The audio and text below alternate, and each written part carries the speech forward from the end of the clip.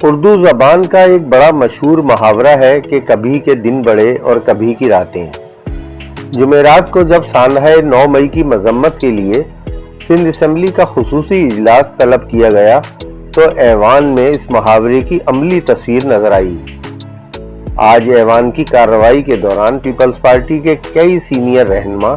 جن میں سابق speaker Agha Siraj Durrani, Peoples party Sindh کے صدر نثار احمد کھوڑو،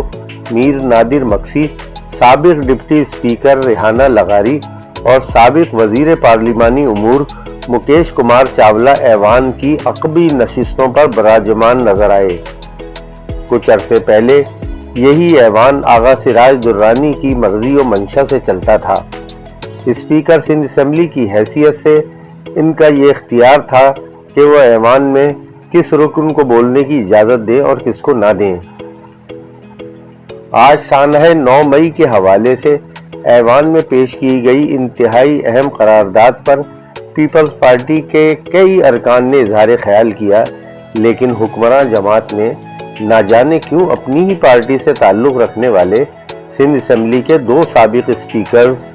آغا سراج درانی اور نثار احمد کھوڑو کو دعوت خطاب نہ دی، اور تو اور اس موقع پر بزرگ پارلیمنٹیرین سابق وزیر اعلیٰ سندھ سید قائم علی شاہ کو بھی اس قابل نہیں سمجھا گیا کہ ان سے کہا جاتا کہ شاہ صاحب آپ بھی اس اہم قرارداد پر کچھ اظہار خیال فرما دیں۔ شاہ صاحب بھی آخر کب تک دوسروں کی تقاریر سنتے، اور ایک موقع پر اپنی پیرانہ سالی کے باعث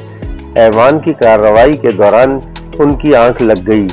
اور جب ایوان میں اذان عصر کی صدا گونجی تو وہ ہڑبڑا کر اپنی نشست سے اٹھ بیٹھے۔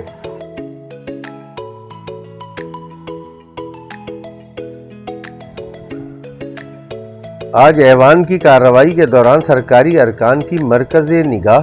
صدر مملکت آصف علی زرداری کی ہمشیرہ محترمہ فریال تالپور تھیں۔